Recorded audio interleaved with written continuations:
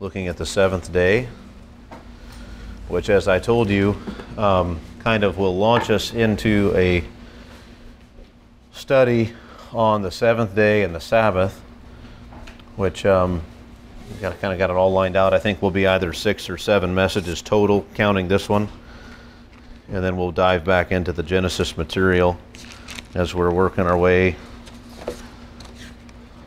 beginning to work our way through that book.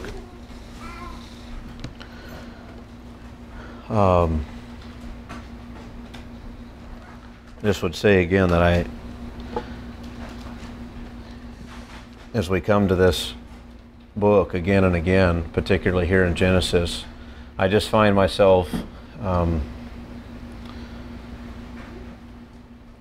there's some truths, I guess, you come to know as a Christian that never get old, but that you grasp. You feel like, I've got that, and maybe those are more foundational things, and you kind of have the feeling as a Christian you kind of build on those things. You don't necessarily relearn them. You've got them, and you deepen in those things, but you're kind of building on those foundations. And I have felt for a long time like Genesis is one of those things. I mean, it's really foundational, and you get it and you just move on. And I just have felt an increasing sense that the more we've studied Genesis, the more I feel like I'm learning. I'm not rehearsing. I'm not just kind of deepening in my understanding. I feel like there's fresh things I'm learning. And it's just been wonderfully helpful for me personally, and I think for a lot of us, it's been really helpful. So anyway, this is where we are now at Genesis 2, verses 1 to 3. I'd like to read those verses and then talk to you a little bit about where we're going to head in this series on the Sabbath, or the seventh day and the Sabbath, and then pray and ask for God's help, especially for what we hope to do today. So let's then read Genesis chapter 2, verses 1 to 3. And let me back up to chapter 1, particularly to verse 31, because it's extremely relevant for what we read in chapter 2.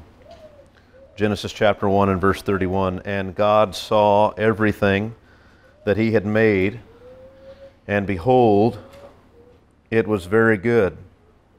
And there was evening and there was morning, the 6th day. Thus the heavens and the earth were finished, and all the host of them.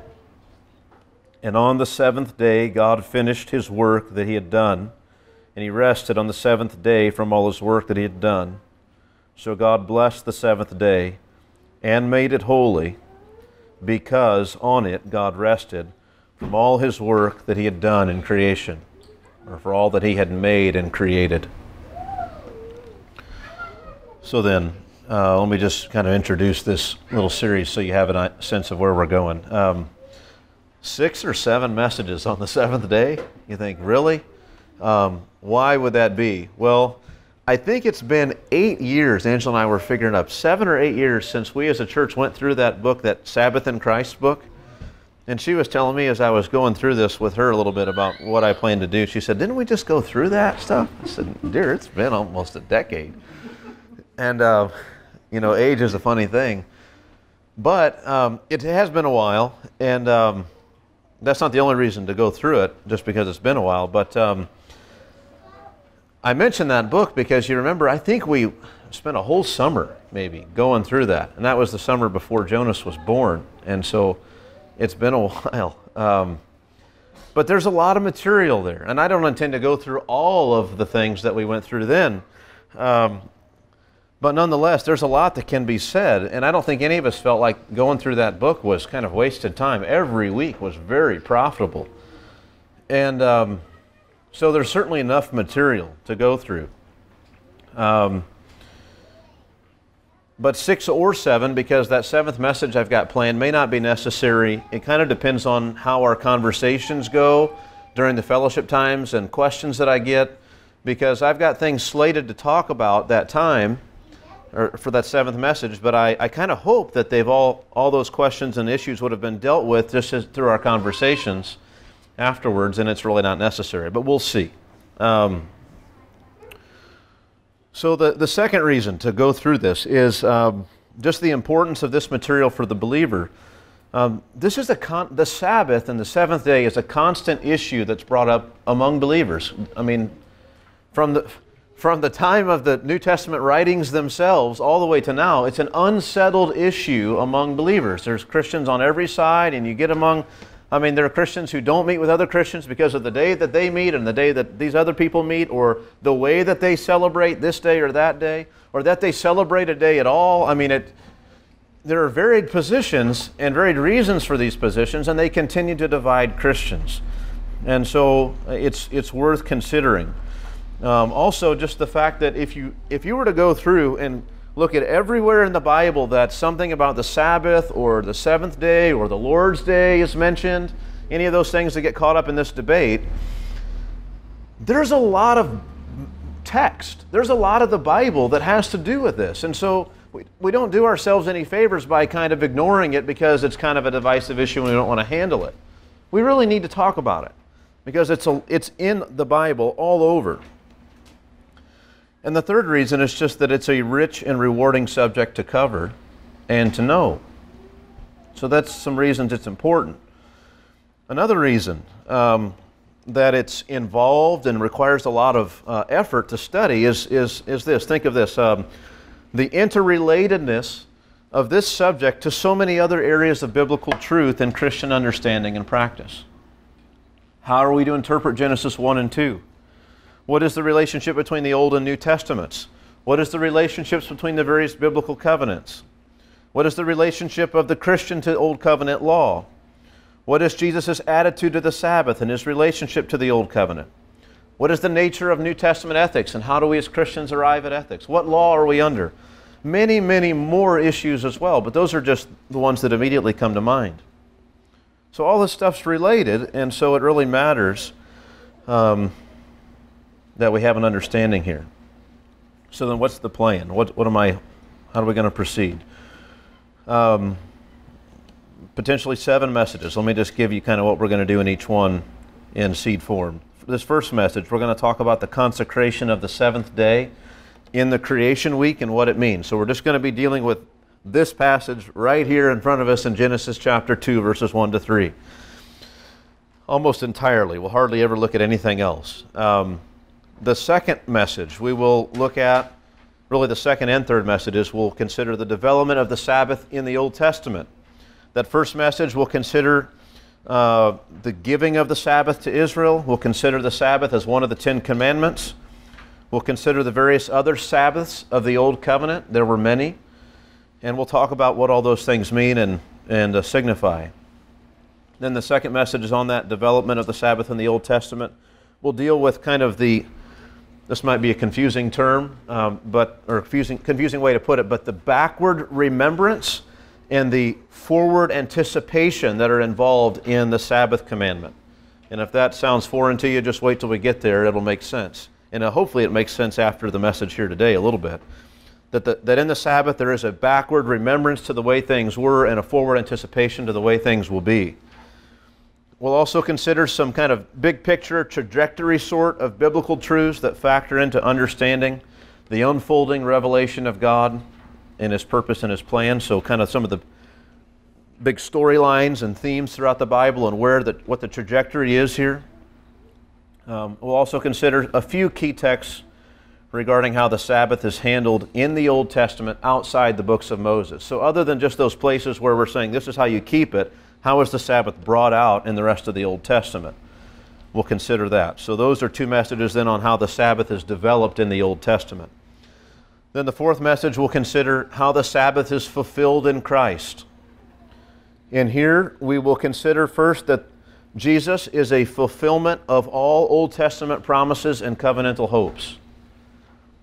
Secondly, we'll consider the ministry of Christ as it relates to the meaning and the purpose of the Sabbath. That, in other words, what have we learned about the Sabbath so far? How does the ministry of Christ relate to that?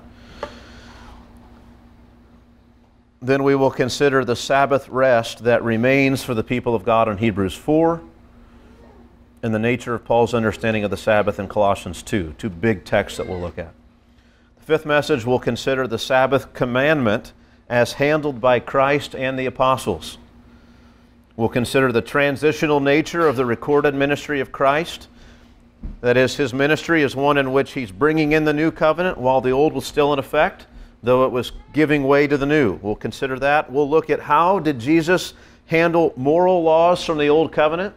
If there's a question about whether the Sabbath is an unchanging moral law or whether it's not, well, how did Jesus handle old covenant laws that were moral? Then we'll consider how did Jesus handle old covenant laws that were ritual? Then we'll say, and we'll get patterns for those things. Then we'll say, okay, now how did he handle the Sabbath and where does it fit? And that'll help us as well. And then we'll give a brief overview of how the rest of the New Testament handles the Sabbath commandment. Sixth message will be on the subject of special days in the life of Christians. Essentially, we'll be looking at Romans 14 and the important points for this subject of keeping days in Christian practice. You know, whatever those days are, whether they be Christmas or your birthday or whatever, Christians in the idea of keeping days at all. And then specifically, we'll spend some time there talking about Christians and keeping the Sabbath and how that fits into all of that. And then the last message, if it's necessary, we'll consider the history of the Sabbath in theology and practice. And the idea there will just be to look at the various positions that are out there and weigh them in light of the things that we've seen. Are they legitimate? Are they not? And I don't know if that message will be necessary. We'll see. And then if there are any kind of leftovers from the series. So that's where we're going. Now then, just to outline today's message and what we're going to do today, first of all, we will review the work of creation and kind of note important features of the text and the narrative and things that we see that ought to help us to get an understanding of the Sabbath. And the second thing I want to do, and this is really this kind of two things I want to do. The second thing is to demonstrate the seventh day as showing for us God's satisfaction in the work of his hands, his satisfaction in what he's made, and in the sense in which what he has made becomes consecrated to him. That's really all I want to try to show you today, because I think that's all the text tells us. So then let's pray and ask for the Lord's help in that, because it's, I hope to show it to you in a way that's really kind of overwhelming, not in the sense that you're getting too much, but that the issue's beyond doubt. And so let's seek the Lord's help here in what we're doing today. Scott, would you pray?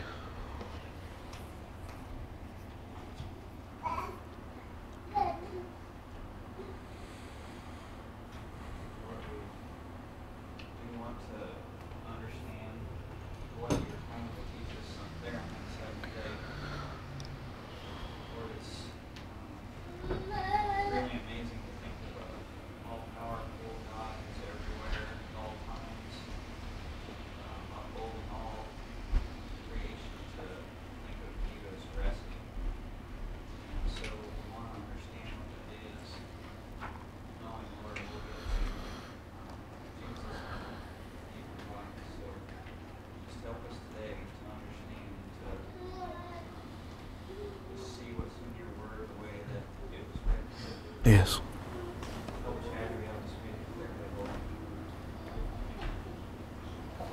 Amen. Well, to begin just reviewing this work of creation and to notice some of these important features of the text, the first thing to notice is simply this, that all the way through we've seen that God is the actor. No one else is involved, right? We see it here. Thus the heavens and the earth were finished, and all the hosts of them, and on the seventh day God finished his work that he had done, and he rested on the seventh day from all his work that he had done. So God blessed the seventh day.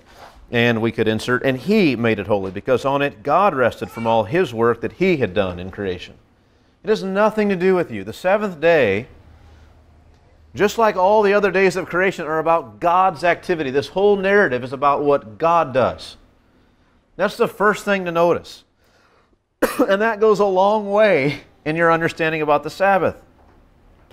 and the seventh day. God is the only one active. This means that unless there's some obvious indication otherwise, the rest that is spoken of in these verses is only applicable to God. It's God's rest. That is, we're not talking about a seventh day of rest taken by Adam and Eve.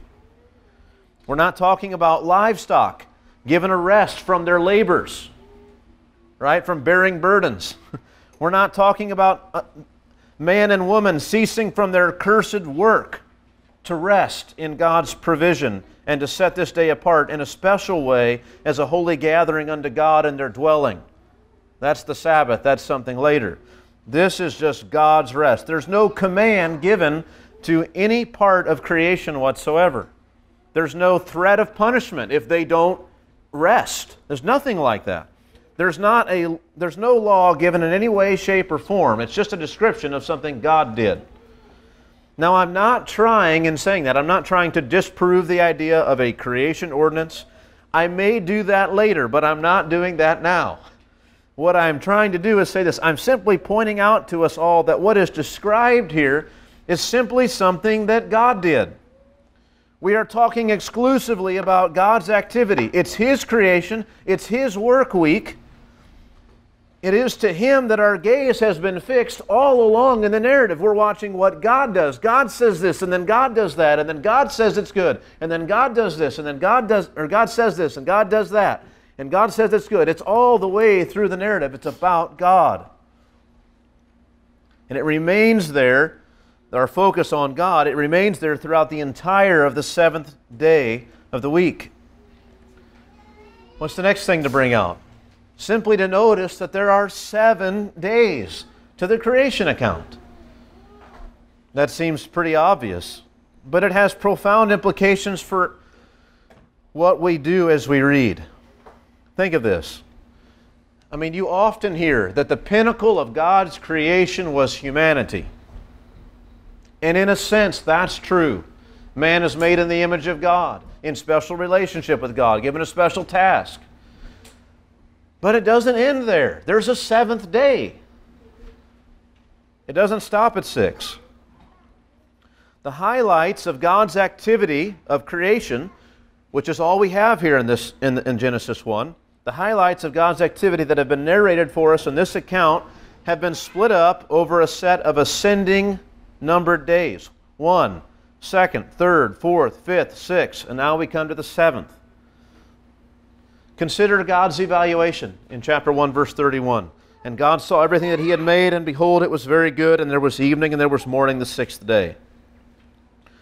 So you get to the end of the 6th day, and it says, look, God sees everything that He made, and it's all very good.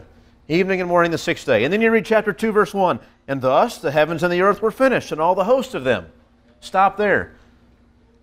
It's all done. No more creation. You would think it would stop, but it continues on, and then there's the 7th day. Well, what's that all about? You see, whatever God was doing in creation, whatever His purposes were not yet accomplished until the 7th day. Though everything had been made, and it was all very good, and everything had been blessed the way He wanted it to so that it would achieve His purposes, there was still something left to do in the creation week to bring it all to completion. And He didn't need to make anything else, but something more needed to happen. The story's not yet finished. The climax of the creation account is the 7th day. The goal of the creation days is not just to get everything made, but to consecrate it unto God. The goal, the aim, the purpose is to arrive at the conditions that finally obtain on the 7th day, when God takes His rest in the midst of His creation and all is consecrated to Him. That's when it's finally done. When the work week is over. The work had been done, but that 7th day of rest needed to happen. God needed to enter in to His creation in satisfaction. Our eyes need to be fixed on Him and on His rest, on His satisfaction, on the thing that He did this day, on the way that He consecrated all of this to Himself. If we come to the Sabbath or to the 7th day in Genesis chapter 2 and are just asking, how does this apply to me? How does this apply to me? We've missed it. The text only tells us about what God did. Our focus needs to be on God and to learn lessons about what He's doing and then apply those things to us. So our focus is first upon God. So the culmination of creation is not man. Sure, mankind is made in the image of God, and the overall creative work is not very good until man comes and God crowns His work with the creature made in His own image. But the narrative moves on to further activity of God. The narration does not allow us to take our eyes off of God yet. It continues on to the seventh and climactic day, and it's there that we find the climax of the account. Creation, think of this then. Creation then is only properly ordered when it's oriented toward God and when God inhabits His creation, taking rest in its midst. We noticed again and again in the creation account as we were going through that things were oriented toward man. You remember? The stars were set in the sky. The stars, the sun and the moon, the great light and lesser light. What do? Well, they keep time for man, and they cast their light on the earth for man. That's what they do. And the plants, that God made, what do? Well, yes, maybe it's true that the sun and the moon and stars declare the glory of God. Yeah, that's certainly true. But they also serve man. And those plants, what do? Well, they might do all kinds of things, but they serve as food for man and for the animals. And all those animals on the earth, in the sky, and in the sea, what are they? Well, man has dominion over them. He's in charge. Everything's man-centered through the creation account.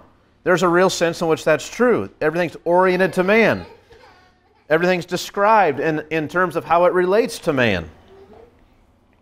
But then we saw that man himself is described in terms of his relationship to the creation. On the one hand, he has dominion over all those creatures. He's supposed to eat these things. He's supposed to be in charge of these. He's supposed to fill the earth. Man is described in terms of how he relates to creation. But also, on the other hand, man is described in terms of how he relates to God. Right? He's the image of God. He's made in that image. But here in the seventh day, we see that until everything is as a whole brought unto God for His enjoyment and for His rest, then it's unfinished. It's not yet complete. It's made, but it's not functioning as it should. Now on the seventh day, the narrative is complete. It's not that God does anything more on this day, that He does more work. Rather, it's that He stops and consecrates the time to Himself. Now that everything has been made, He settles down and rests in what He has made. And this is the aim of the whole account.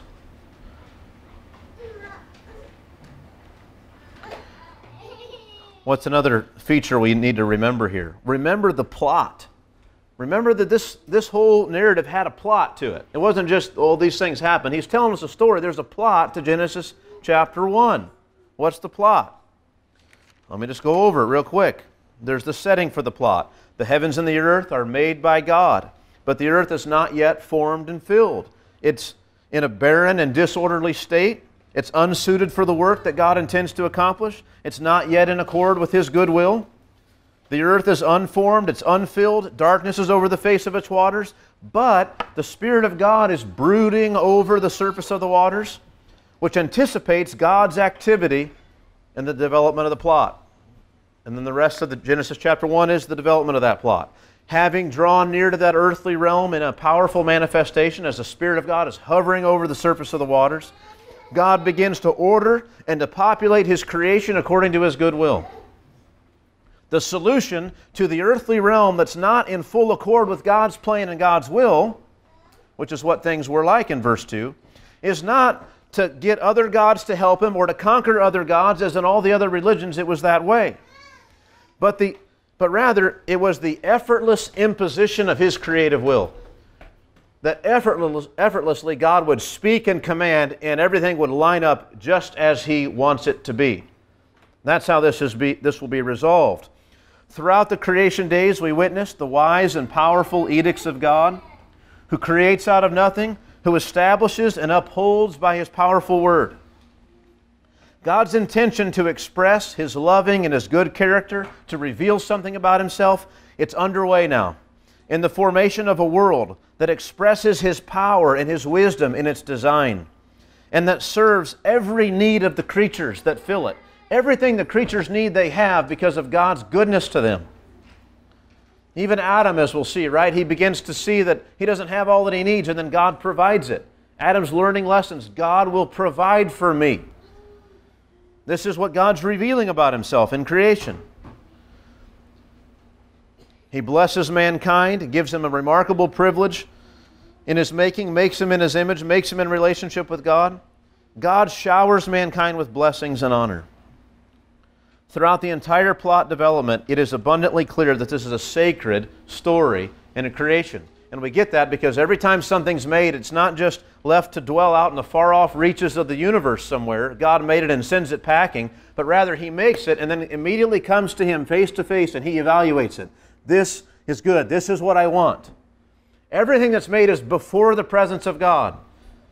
We talked about that also. Where is God in the account? That a lot of us think about the creation story and God's kind of back here somewhere and we're watching it all happen.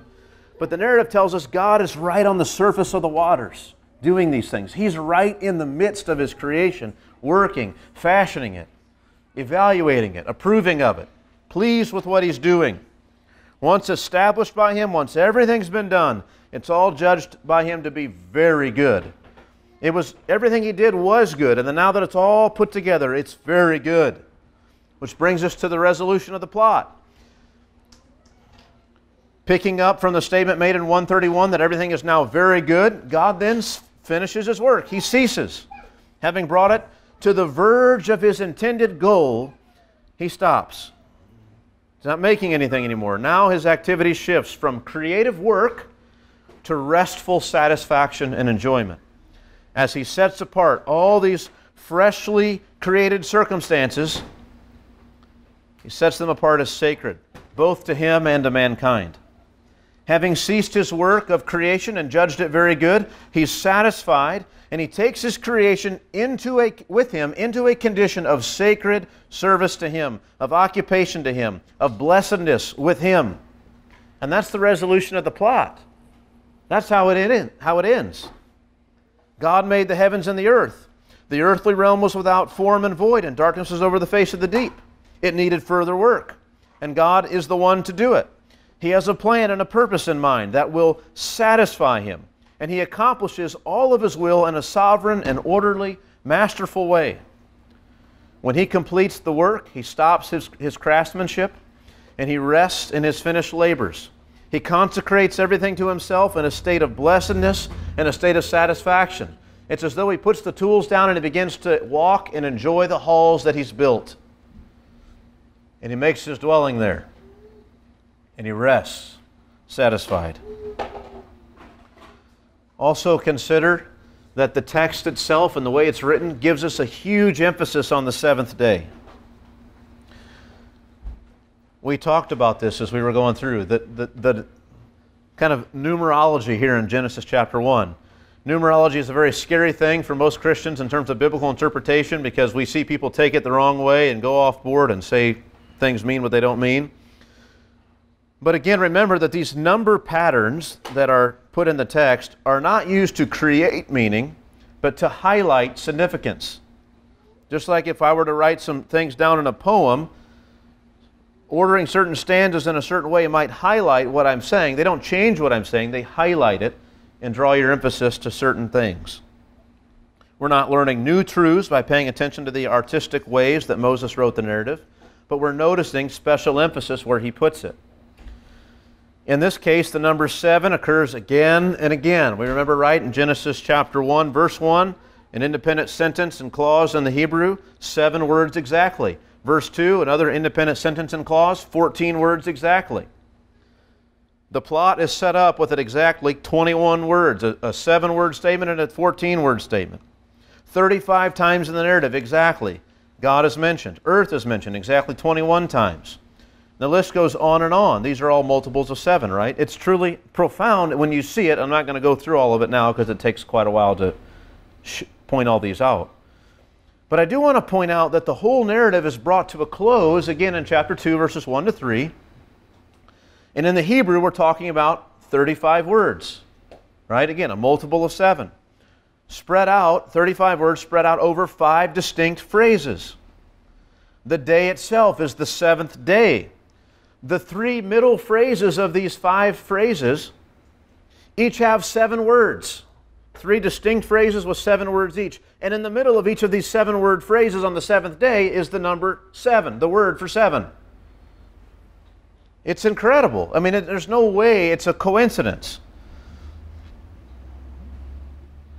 When we consider that the number 7's significance is to indicate perfection and completeness, then we realize that it is the 7th day that truly is the climax and the conclusion to the creative activity of God. It's not just added on at the end. This really is, now it's complete. Now we're finished. Now that God's doing this, it's done. These number patterns are deliberate and are meant to help us not to miss the importance of what's being said. The point is that the goal and the aim of God's creation work is to establish a creation that is ultimately oriented to Him. The goal of creation wasn't just to make a bunch of stuff and see what happens, but to put it all in relationship with Himself, to enjoy it Himself, to reveal who He is to what He's made, and even to reveal what He's made to what He's made, interestingly enough. I mean, the angels are witnessing all of this.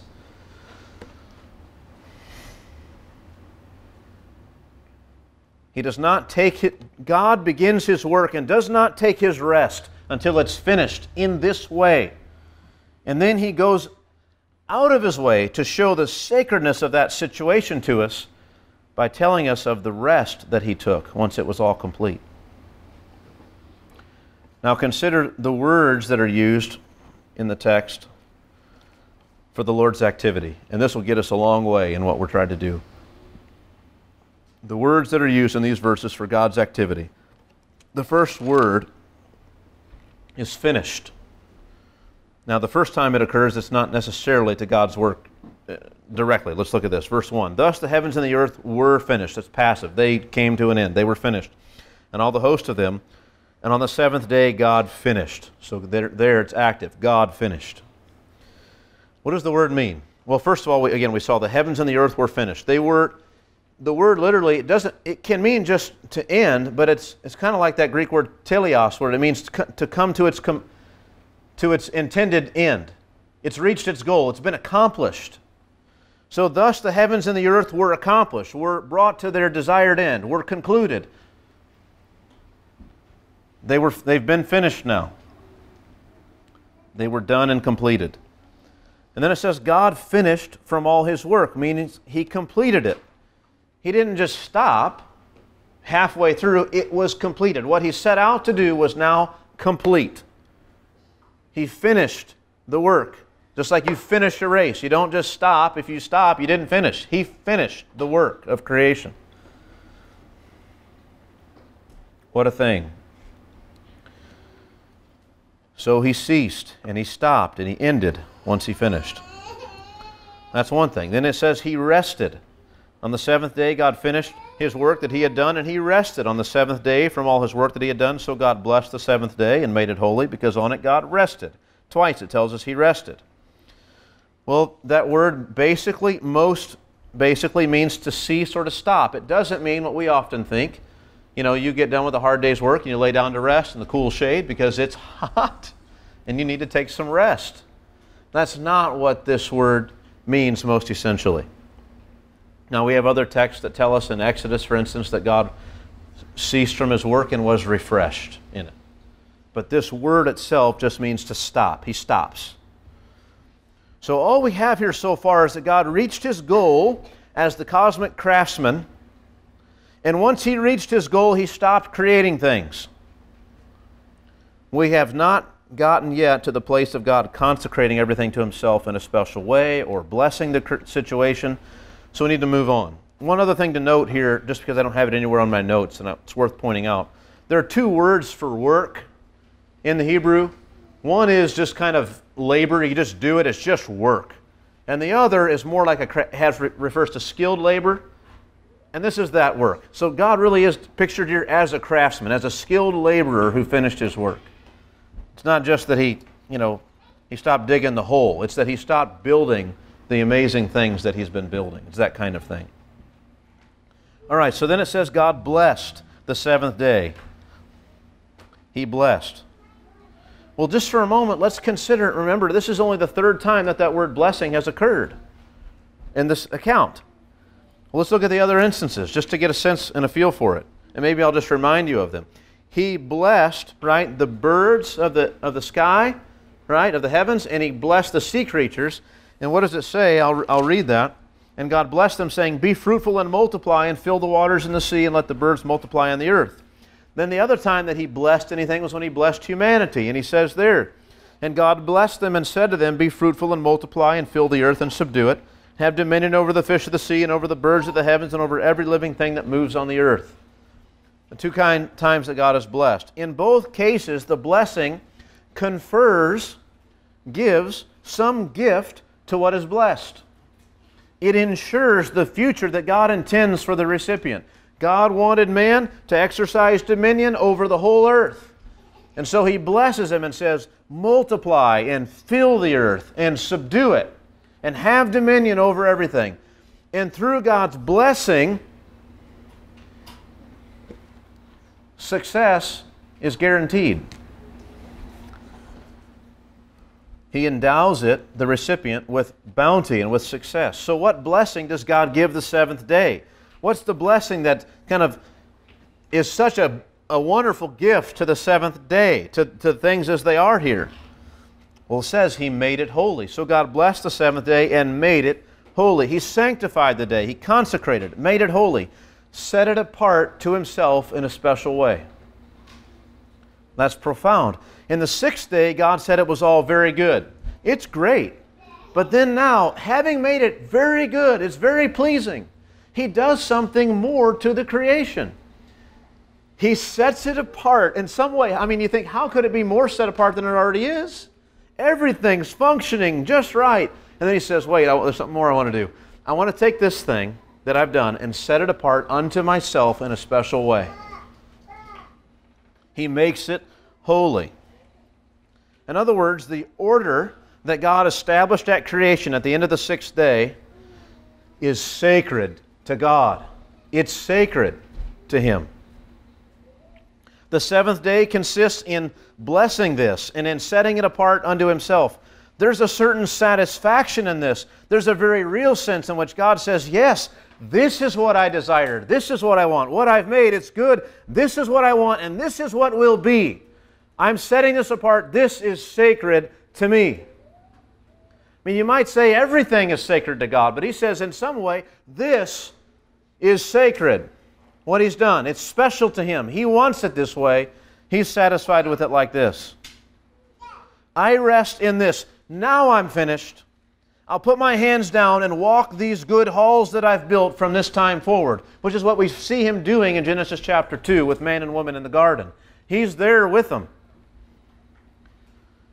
Well, how do we know that God blessed the day and set it apart as holy? How do we know that? Well, first of all, the easy answer is, well, the Bible just tells us He did. But the Bible gives a reason for how it knows that He did. Look at this. And on the seventh day, God finished His work that He had done, and He rested on the seventh day from all His work that He had done. Verse 3, so God blessed the seventh day and made it holy, because on it God rested from all His work that He had done in creation. That is, God, being God, always is able to do what He pleases. And we see that He stopped working. The inference is He must be satisfied. And the biblical writer tells us, yeah, He was satisfied. He rested. And He blessed the day. And He sanctified it to Himself. And so the Bible says that when we see God finishing something, and this carries forward on into the New Testament and the work of Christ as well, when we see God finishing something, He's done with His work, we can be sure that things are the way He wants them to be, or that they will inevitably be what He wants them to be. They are blessed by Him and sanctified to Him. It's what He wants. It's special to Him because He's finished it. He's done. Something was not what He wanted. He worked on it to get something and then He stopped. So we know He's satisfied. That's what it's telling us. Now then, to move on then, to demonstrate the seventh day as God's satisfaction in this work of His hands and as being sacred to Him. I want to just marshal in some more arguments for this, for what we're saying here about God's satisfaction in what He has made and about the consecration of everything to God in His creation. First of all, again, the conditions of creation at the end of day 6. When God says that it's very good, it doesn't just mean it's what I wanted. I mean, He's making a value statement. This is good. This is positive. This is great. This is a positive good. What I've made is better than if I've not made it.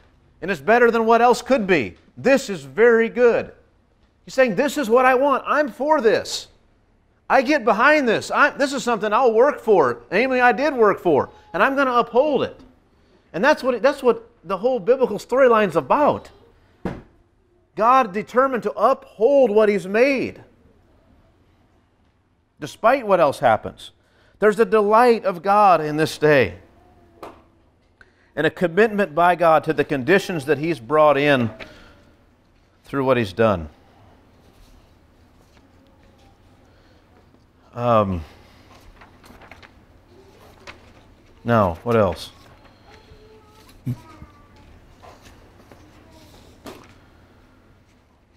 God's rule is expressed, at the end of the sixth day, what we have here is this. God's rule is expressed, His dominion, His sovereignty is expressed in the earthly realm, no longer directly. Now, it has, until the end of the sixth day, God's sovereignty has been expressed in the world, His rule and reign, directly. He says this, and it happens. I mean, there's no question who's in charge. But what happens on the sixth day is He makes man, and He makes man in His image, and He says, I want you to give man dominion. Let man have dominion. Let man be in charge down there. And so God's will is that His sovereignty is expressed in the world through man's dominion, right? God's will is that His character, His sovereignty would be expressed and evidenced and witnessed in the world through man's dominion. And the way man is. That's what we talked about, looking at this thing about the man being in the image of God. Man is to go out and fill and subdue and have dominion. And as he does that, he brings God's blessing with him through the world. Adam and Eve were not made to stay in the garden. They're given the command to go out and multiply and fill the whole wide earth. God's committed to this. Absolutely. This is what He wants. Now, as for God delighting in all of this, did God delight in it? Well, I think it's crazy to think that He didn't, just from what we've said, but I want to turn to one text on this in Job. And admittedly, this is not a statement directly about God, but it's incredibly helpful. Job chapter 38, verses 4 to 7. Job chapter 38, verses 4 to 7. This is God answering Job, and there are some wonderful things here that ought to thrill your heart. Verses 4 through 7.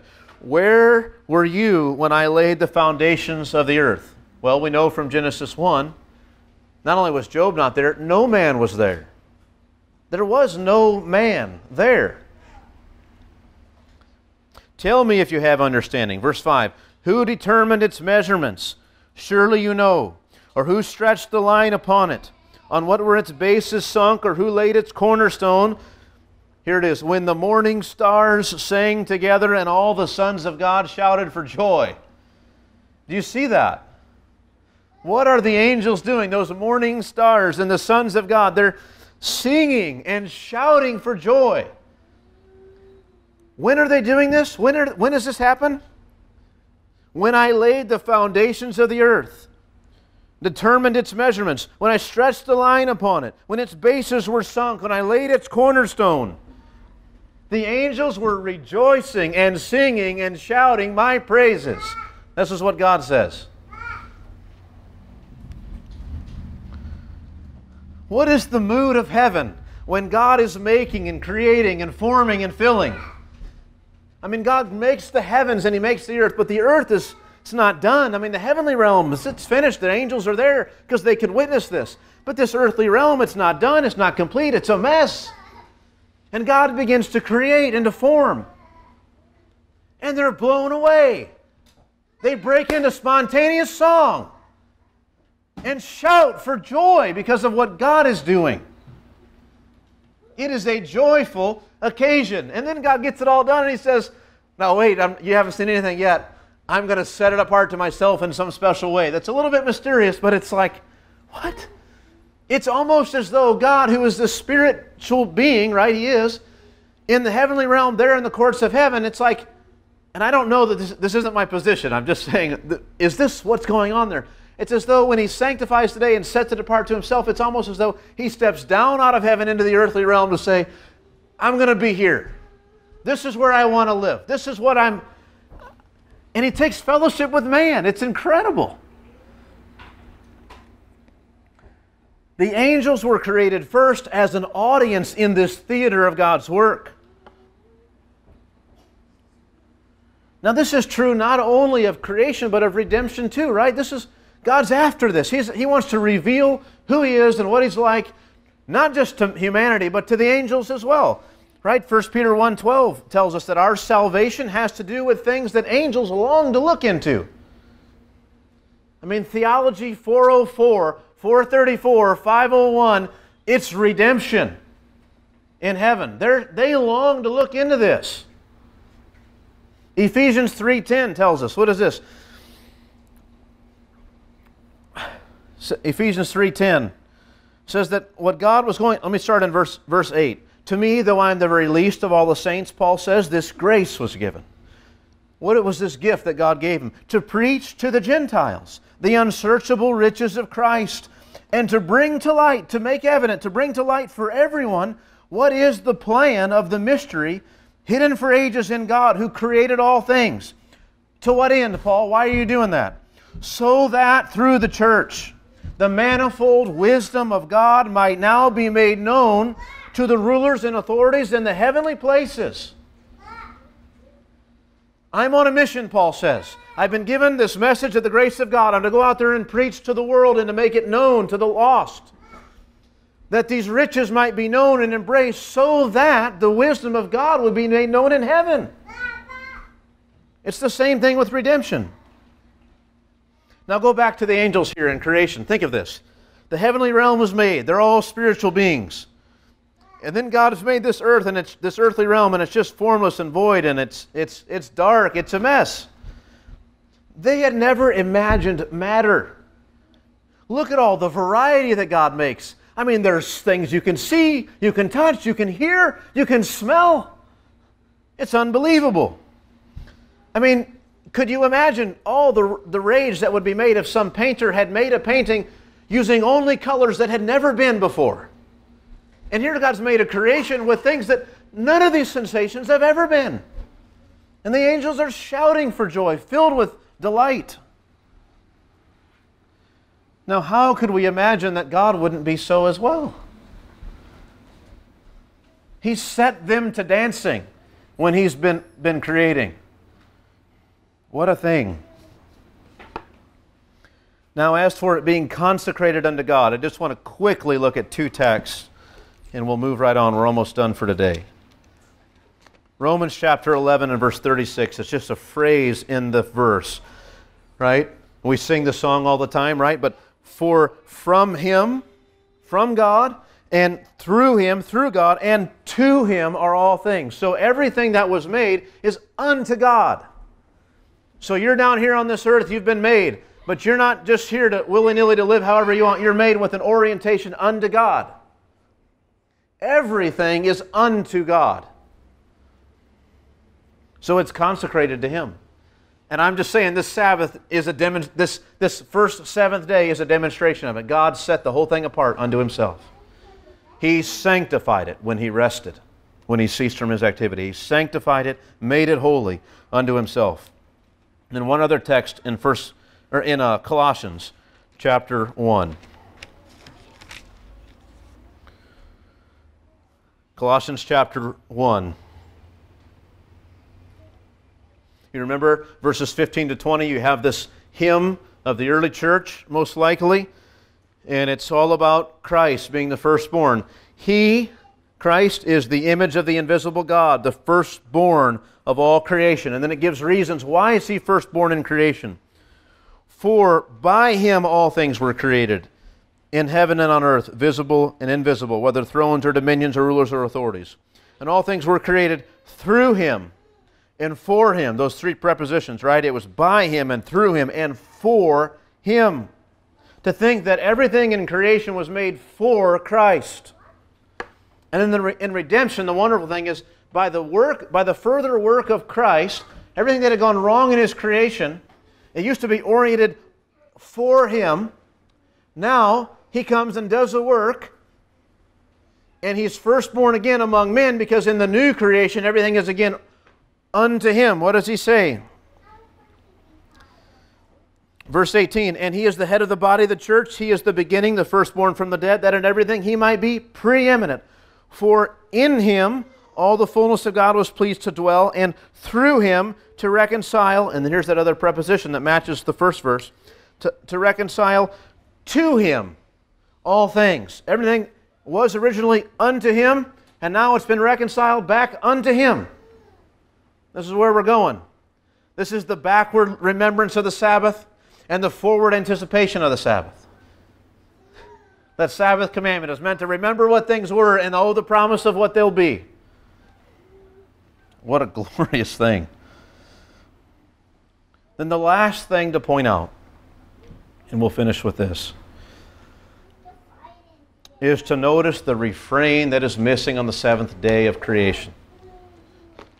Every other day, though there are different things that are present in one day and missing in another, and they're not all just, they don't follow a set pattern, and we notice that, but the main thing that's missing that's present in all the other days is this end refrain, and there was evening and there was morning, the seventh day. It's not there. It doesn't end. Or it's not said to end, put it that way. And that's significant. God enters into a rest from his creative work. And the point of not having an end to this day is not to say that there was no morning and evening, but rather to say that there was no intended end to these conditions. This is the way it was to be. They were meant to remain this way. And when we read further in Genesis 2 of the state of Adam and Eve on this seventh day when they're there with God in the garden, there is to be this way. And apart from the sin of man entering in, it would have remained. Just as God says, very good. Just what he wants, consecrated unto himself, a delight to everything that he's made. What? No wonder that the garden is called the Garden of Paradise. Of course it is. God is there. Man is there. No sin. Satisfaction, bliss, fellowship. What a wonderful thing. It wasn't to end. It was to continue. So then in conclusion, let me just wrap up. The seventh day was a day of God's rest. The seventh day was a day of satisfaction to God. The seventh day was a day of consecration unto God. The seventh day conditions are the intended end of creation. That's what God wanted all along. What was there? Right? Creation is set up as God intends. Mankind would be exercising dominion as God's image in the world, extending his blessing throughout the realm as they're in fellowship with him. And then God in the midst of the whole thing, in fellowship with man, blessing and enjoying it all.